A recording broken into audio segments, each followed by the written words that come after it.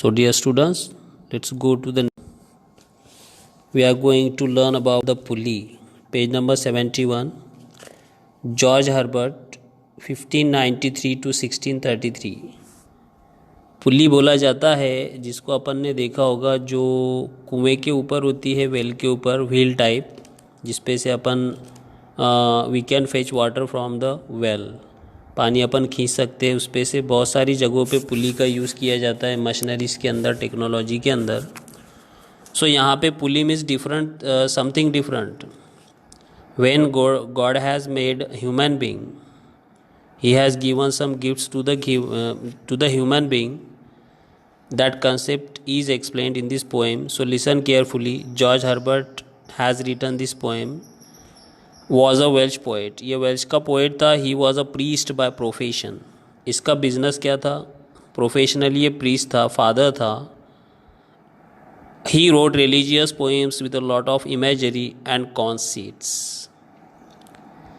इसने बहुत सारी रिलीजियस, धार्मिक कविताएं लिखी थी जो इमेजिनरी पे डिपेंड थी और कॉन्सीट्स थी, मतलब एक्सट्रीम प्राइड, पूरे गर्व के साथ ये मतलब पोएम्स लिखा करता था. The poem exhibits a strange but true way relationship between God and his worshippers. इस पोएम के अंदर एक अजीब सा रिलेशन बताया गया है, टू वे रिलेशनशिप. किसके बीच में? भगवान और भक्तों के बीच में. Though he has sure bestowed his worshipper with all his blessings, somewhere he holds them up with a pulley drawn to be grateful to him in all our endures.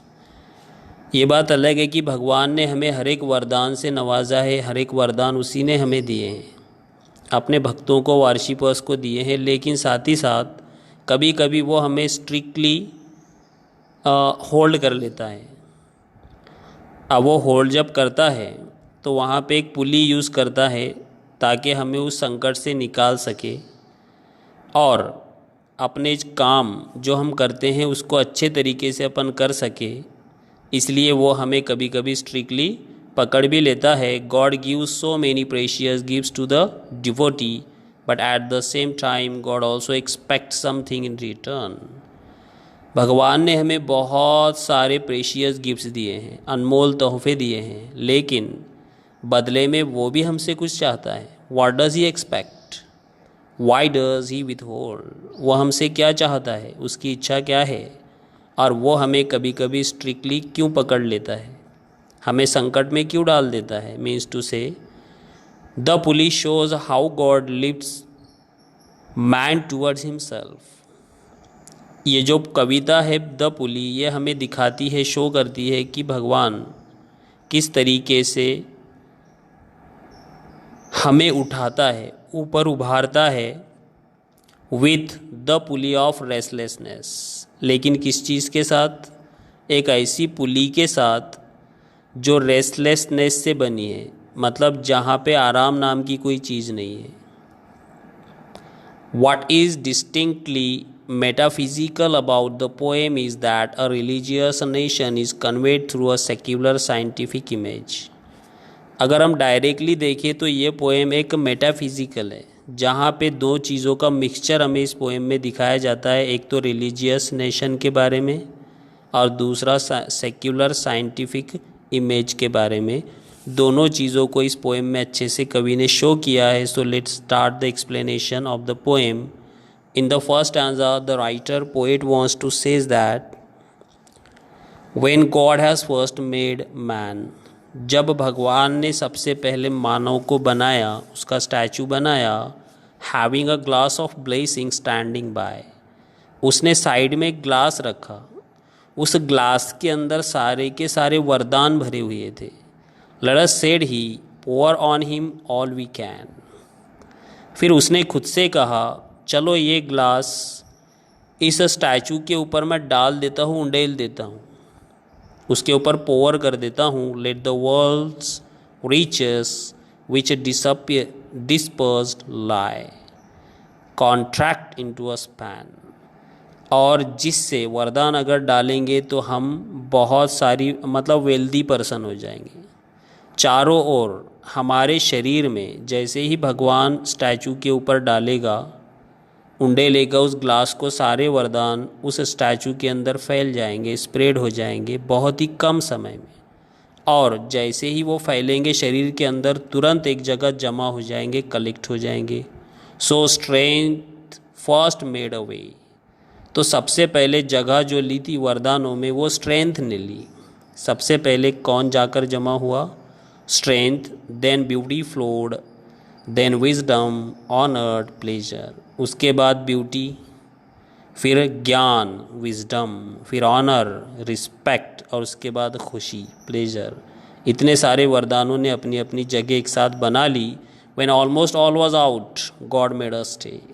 अब सब कुछ हो गया, सारी की सारी जो स्कीम थी ख़त्म हो गई, सारा प्रोसेस फिनिश्ड। लेकिन फिर गॉड थोड़ा सा रुक गया। Perceiving that alone of all his treasures rest in the bottom ले। उसने सारे के सारे चीज़ें, सारे वरदान उस स्टैचू के अंदर उंडेल दिए, सारे के सारे ख़जाने दे दिए, लेकिन सबसे नीचे बॉटम में एक चीज़ बाकी रह गई, वो था रेस्ट। वो अभी डाला नहीं, वो अभी स्टैचू के ऊपर उंडेला नहीं। For if I should said he. और भगवान ने थोड़ा रुककर खुद से कहा, इसके लिए मैं चाहता हूँ, Bairstow this jewel also on my creature. मैं ये भी गिफ्ट, ये भी वरदान मेरे क्रिएचर को, मतलब जो स्टैचू बनाया गया था, जो भगवान ने बनाया था ह्यूमन बीइंग का, क्रिएचर बोला गया है उसको, तो उस क्रिएचर के ऊपर मैं ये वरदान भी डाल देता हूँ। He would adore my gifts instead of me. कहता है अगर मैंने रेस्ट, ये वरदान भी इसके शरीर में डाल दिया, तो ये मुझसे भी ज़्यादा वैल्यू किसे देगा? मुझसे भी ज़्यादा प्रेम ये किससे करेगा? ये इन वरदानों से करेगा। And rest in nature, not the God of nature. और ये जो रेस्ट है ना, ये निसर्ग का एक छोटा सा पार्ट है, ये भगवान नहीं है। रेस्ट, जिसको अपन आराम बोलते हैं, लीजर, ये एक पार्ट है निसर्ग का, ये भगवान नहीं है। So both should losers be. और इसकी वजह से क्या हो जाएगा? दोनों भी हार जाएंगे, मैं भी और मेरा क्रिएचर भी। Yet let him keep the rest.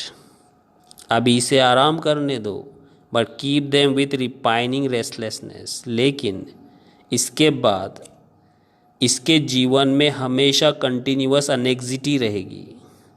क्यों अनेक्जिटी? थकान क्यों रहेगी? क्योंकि इसको सेटिस्फैक्शन नहीं मिलेगा, इसके दिल को, मन को आराम नहीं मिलेगा। Let him be rich and weary. इसे अमीर होने दो, लेकिन कैसे? थकान के साथ। इसकी इच्छाएं तो पूरी होगी, लेकिन घर बैठे नहीं, उसके लिए इसको बहुत ज़्यादा स्ट्रगल करना होगा, तब जाकर होगी।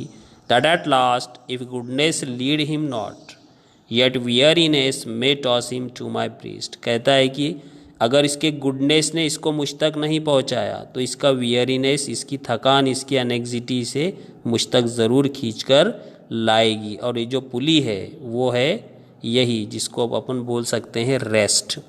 सिंपली अगर इस पोएम का अपन व्यू देखें तो वो ये है शॉर्ट में, कि भगवान ने हमें सब कुछ दिया, हर वरदान दिया, लेकिन हमारे जीवन में सब कुछ होने की बजाय, होने के साथ साथ एक चीज़ नहीं है, वो है रेस्ट, पीस, शांति। ये हमें नहीं दी गई, और इसी की वजह से हम अमीर तो हो सकते हैं, इसी की वजह से हम पुण्य तो कर सकते हैं, लेकिन पाप भी कर लेते हैं। और यही वो चीज़ है जो हमें भगवान तक लेकर जाएगी। तो इस तरीके से जॉर्ज हर्बर्ट ने इस पोएम को एक्सप्लेन किया है। Thanks for watching.